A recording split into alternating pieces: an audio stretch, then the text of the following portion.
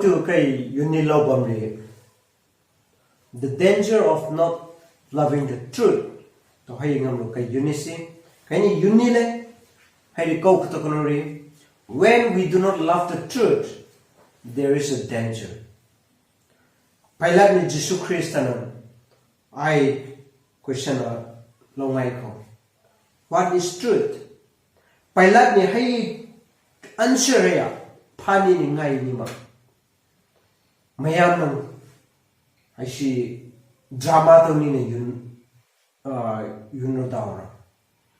hai ki mane ke ang tu thimi kantang ni chim a ko yo to lopini yun la pini ngai la pini le hai answer ki piril bini le hai la ko hu ni chim hu ni la lo ka ngai ding mu pha chama hai ya kai kyuni Bible la kyun lai Plitam tom pli chimne toropini Bible ni dunpuye wahini saki to bini lele number 1 God is truth dunpu are chim hakme dunpuri chimme toropini kani Psalm number 31 verse 5 and Numbers chapter 23 verse 19 Titus chapter 1 verse 2 ke mupa hai the second only Jesus Christ ki chimne tolopini kani John chapter 14 verse 6 ke mupa le hai the ke lawai king don't pu ye lawai king a ki chimne tolopini kani John chapter 16 verse 13 John chapter 14 verse 17 hai 15 verse 26 and 1 John chapter 4 verse 6 ke kani mupa hai the word of God is truth Tolopini kani John chapter 17 verse 17 ro kani mupa aru kai kyuniri remember that there is one big enemy of the truth chim haye yekana tangkat le tone hay hu to kana Satan Lucifer chim hay yekana timine tolopni kani kyunile andu kai yuni ko to konori there is a danger when we do not love the truth tolopni kani kyunile Satan ni kaya namthak to bini Satan ni andu kai mid the mayor la ni tolopni kani Genesis chapter 3 and 2 Corinthians chapter 4 verse 4 kani muphag ni chim hay mu mak nanu Satan kaya namthak to lani namthak to ri duini kai wakhal la kai midya yamme lani tolopini kani mu phale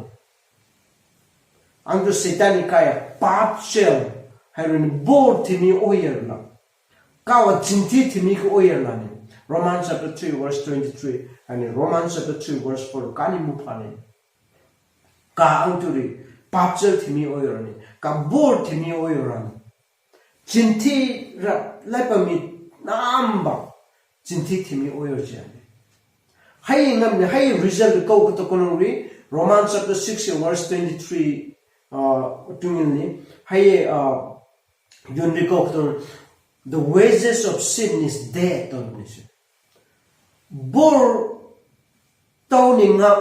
manri ko to ki heyo. Hi bon chaw ni kan. Revelation chapter 20 verse 15 Revelation chapter 21 verse 8 ka hi to ko e to ka hakchang ki hero swima kurai hakchang hero kai lawai ki hero lawai ki ra to ki to separation to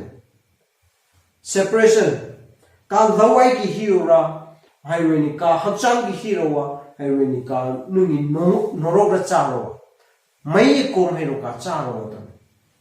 Hey, good news kadri, langai pau kadri, dunpu ni, simpi dunpu hay ni kao, hay nagbil malung sini tolopni. John chapter 3 verse 16 may binilele. Hay lung sin kaya, hay nagbil lung sin namin, ani kaya kalpi nanu, ay sa kat dom le hay kanu yan male pila tolopni. Kanu ye bini kaula. Hay aru kay yuniri, kani lung se to hay chim hay lung se do makaruri ka Jesus Christ ya tek mu pham Jesus Christ ya ka lolak mani makrone to lapni kai ni kyuni lungse chim hay lungse to makanang nei kai punsi nei kai chan re ba mani khudum thina chan oirani to lapni kai ni kyuni John chapter 8 verse 33 hai wini yan pasun nai ko bu pa ko to kani lungse tu chim hay lungse to makanang ka Jesus Christ ay low lung hay ka uning lay mani magni to lapni kani mu pa John chapter 8 verse 33 I worry are Pharisees and scribes or yani chim hay lung se makengam ni Jesus Christ ay low hay ya uning lay na magni to lapni kani mu pa hay Pharisees scribes or are Timiri ngai to ni yari minang lal to ki ko kama minang ngai lo ri to bini lei timira to ni yani yari baimani ngai lo to kal timira to ni yari missionary work rakito evangelist work rakito ram la chab ni dun pui wahai santok ni timira ar dun punungai ni torop ni ya yan la to hai Jesus Christ ne ko yan la yun khuto banoi nai yan thimi hai nani dui satan cha oiron double times two times satan cha oiron oir la le tropi hoir la le tropi Jesus Christ ne kyuntan wa bai mani ngap na le antu church leadership ke anaka bill lo le lung se to hai I mean chim to hai lung se makengam ni yani evangelist work to winiki missionary work to winiki thimira pe dun pura yan lak winiki yani lungse to chimai lungse makanong yai cham hai de baimani khudong thina hoile ne to lopini Jesus Christ ani ki haina haina tui Pharisees scribes by yan thimira pe Jesus kyunri yari yalla mune si chimai mu ke le ko lai pa ngai ni to lopini kan mu pa aru kai kyuni ko to ngone if you do not love the truth there is a danger baimani khudong thina oile ni to lopini kai ni kyuni nai chim haya lungse mangni chim haya thoi mangni haya chim haya nai lolak mangni marek na bi kholakanu bi time will come that God will hide the truths from you. Dunpuni chim haya nangwe yulo pironi tulopini kani mupa. Matthew chapter 13, Matthew chapter 15 mupa. Jesus Christ ani tampiya karo tapiya karo pramal sijina bini taktone. Hai ka ai se program ni Jesus Christ ani ngai. Kautori na pramal sijina ni tampiyo to ka Jesus Christ ani chim malung sim thimira broi yul na ngai to loprik ya chim lung sim ni chammering thimi haya kya dayer na ngai to lopni mupha har kai kyuni chim lung sim pilak no to lopni kai encourage na ka mringara chim lungsi bai jo wat le ko to lopini ke asi hai thina ro bai jo mu pha chim mai lungsi makana nu ni dumpuni chim mai karo yulopiro anaka ko khinno hungro ko to kono ni when we miss the last chance dumpuri lungsi khai to ne chal pi khai to ne hai nangni Dunpuni nenu chal pilak pinikin, dunpuni nenu lungsi pilakin, dunpuni chansai bil pilak piniki, nangni chim haya lungsi makanungri, nang chim haya teklo laksamuka, chim haya teklo laksamuka. Nangni chim haya lungsi anungri, chim haya nangni kolpop pini layanungri, chim haya nangni rapha pini layanungri. You shall know the truth, and the truth shall make you free.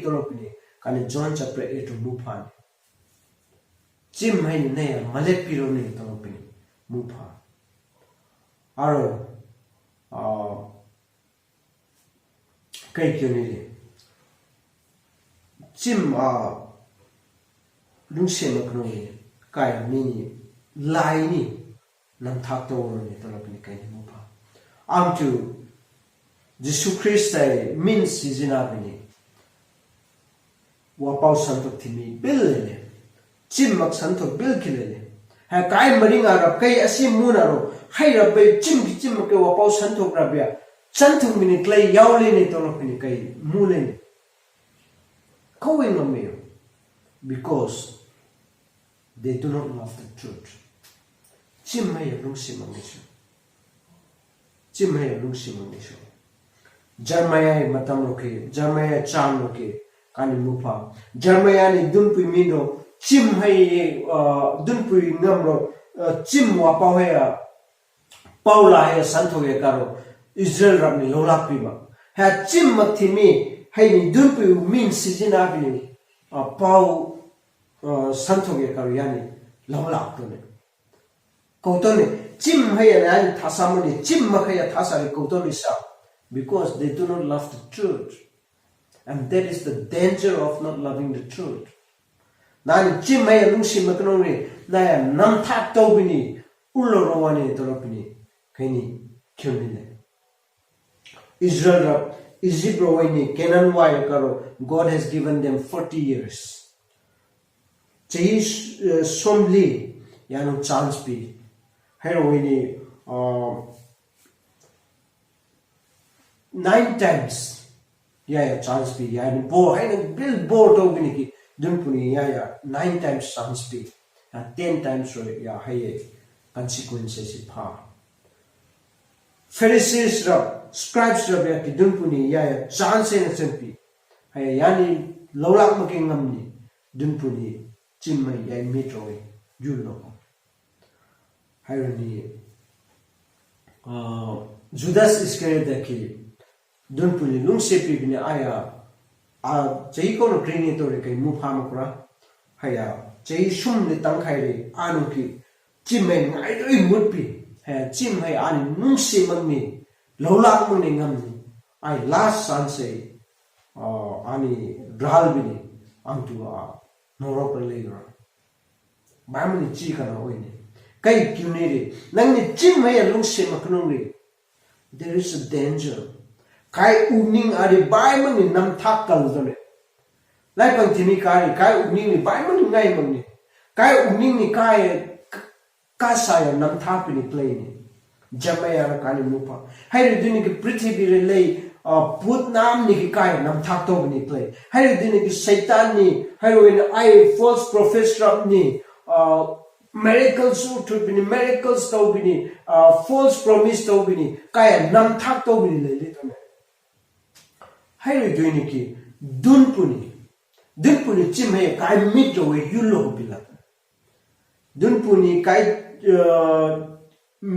mida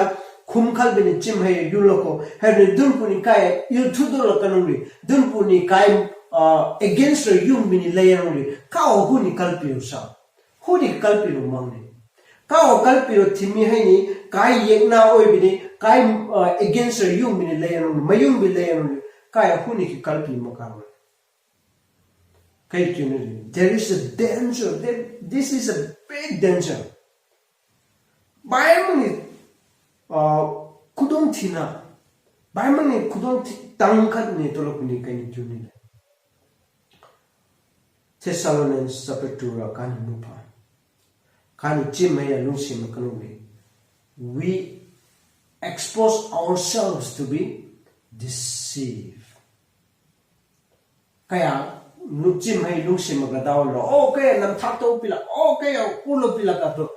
katam il thulle chap mana ni tolopini aru kan mule ni hai ni kai kyuni ni chim mari malungsi pila lo tolopini kyuni bai mani danger we sauna pima sana pima marek pima chimri hold it tight chim hay nan chu popil chim hay lung sepil lo tolopini kaini kyun ka maringa chingsangaro chim hay lung semakni marik na bini kau kau no mu phal. There is a danger. Please don't play the truth. Sana pimo chim hay na sana pimo lo tolopini kaini kyun le antu kai chanu ki kai ni sakhi to ni le hai ko ko to kono le antu kaya false prophets rap ni kaya nam thak to sam ari because of one reason, because I love the truth. I decided to love the truth and I love the truth. Kai ni Bible tam yo ya kalo kai ugning ni chap chai sang ko ri hai ya dunpu chim mai kai no mut pila kai chim ro yu mayung ro ni tolopini kai dunpu no pila ko chim malung sengam ni antu kai ya false prophet miracle to bini ki kai nam thak to sam ni kai antu kai maringa ra kai ni muphale false prophet rabbe ni nam thak to bini shi ur ko ya thasag ni ya uklum bini utut ko kai shi muphale ni tolopini kai ni kyuni church leader oi bini ki chim mai lu se makano re there is a danger a kyun mini chim nam ba kai mu la le to le ni ma kai mu ma bil le chim hai oi na ki chim mai kai mu ye la kano le I'm ready to accept kai Bible tampi na karo o chara be tampi hai ni lo la oi na ki I'm ready to lakhol kai lakoro o chani kai lo tampi bini ki chim ko na kai lakoro and I'm ready to accept the truth chim hai kai sweet no ni lo la ko hai ni kai yu ni ri ka maringa chingsang ra maringa ra Christian ra chim ri lu se pi lo because this is the only way to free from deception. Arya chim malung sepila chim masana pima maring na pima dun puni naya chim hai na bil laya pilakso propi kani kini dun pu malung sepila chim malung sepila Jesus Christ malung sepila dun pu wahai malung sepila nangi politician oyanuki nangi dharma upa oyanuki church upa oyanuki icham cham thimi oyanuki kai kyuneri chimhaya lu se pilak lo tolopini kaini kyunere hainim kalori you will miss the last chance and you will be doomed forever in hell hai baimuni kudong thina oitare aryan if you do not love the truth chimhaya nani lu se pi makanore chimhaya lu se makanore baimuni kudong thina oine tolopini kani kyunire ani chimhai lung se pilapni dunpu ro unchang dunpu kaya chimhai mu pilakalo tolopini puning hong lakanani dunpu ni ne kalpiru ni tolopini kani ai paula a Jesus Christ mino ya laksalene ningko nanam thomeda dunpu ni pholpi oyaso amen.